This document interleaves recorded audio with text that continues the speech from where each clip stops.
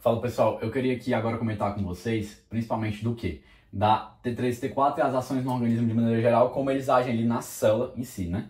Então aqui, deixa eu desenhar aqui rapidinho para vocês, um vaso sanguíneo. A gente teve o quê? A gente acabou de ver como é que o T3 e T4 foi todo sintetizado e secretado para chegar ali no vaso sanguíneo. E a gente viu que eles tinham se encontrado com a carona, com o Uber deles, que é justamente a TBG, que é o principal Uber que eles pegaram para chegar justamente aonde? No resto dos tecidos do nosso organismo. Então aqui o TBG pintado com a bolinha azul, para vocês lembrarem. E acontece o seguinte, quando eles chegarem aqui em um determinado destino, eles vão chegar e vão agir, pessoal, de maneira generalizada nos tecidos de maneira geral do nosso corpo, quase que todo o nosso organismo mesmo, tá bom? Mas eu peguei como dois exemplos, só pra gente aqui exemplificar, o coração e o tecido muscular, músculo esquelético, por exemplo, tá bom? Então, coloquei aqui só para facilitar a exemplificação, desenhei aqui algumas célulazinhas, ele vai ter algumas peculiaridades em cada local, vou comentar isso um pouco melhor depois, mas entender que como ele age na célula em si é praticamente igual em todas as áreas do nosso corpo, tá? Vamos entender mais esse mecanismo de ação a nível celular aqui. Vamos lá.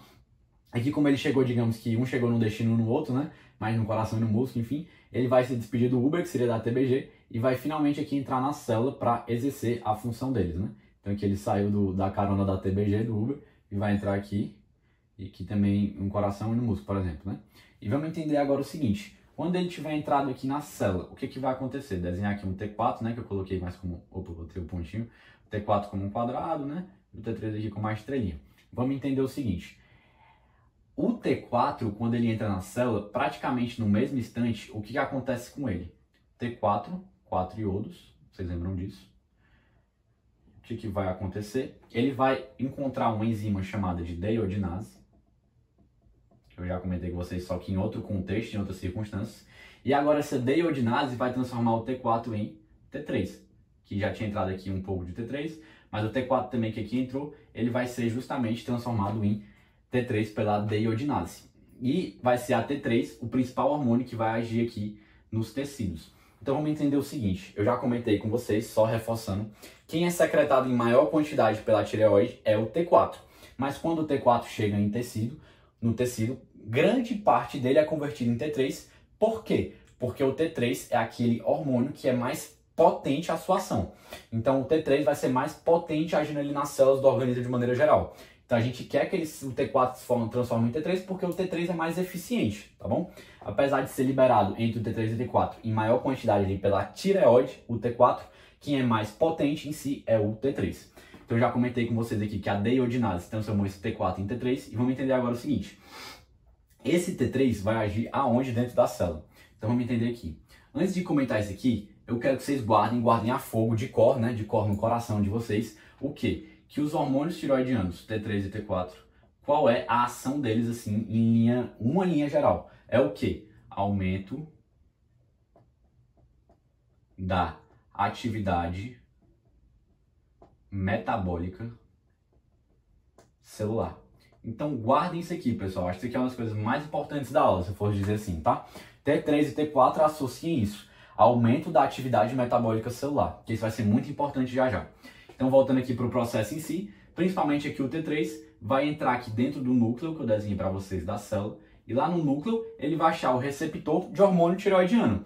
Esse receptor de hormônio tireoidiano, ele está geralmente muito próximo do DNA ou ligado ali no DNA da célula, tá? Então aqui seria o nosso receptor do hormônio tireoidiano.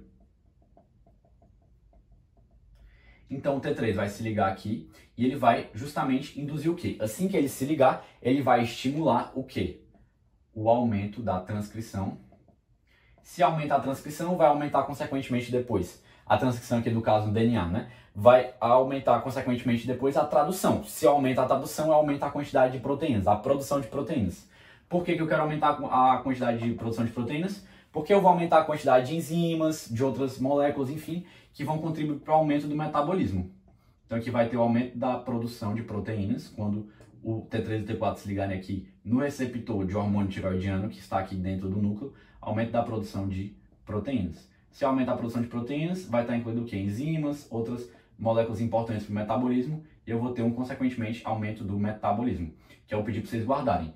T3 e T4, aumento da atividade metabólica celular, tá bom? Então esse aqui eu queria comentar bem de linhas gerais com vocês. E eu comentei aqui a principal ação do T3-T4, que é aqui nesse receptor dentro do núcleo. Mas entender também que os autores trazem muitas vezes outras ações do T3 e T4 que são mais rápidas, que não dependem muito dessa ligação, desse processo de transcrição, enfim. São outras ações, mas eu queria destacar com maior importância essa daqui. Tá bom, pessoal?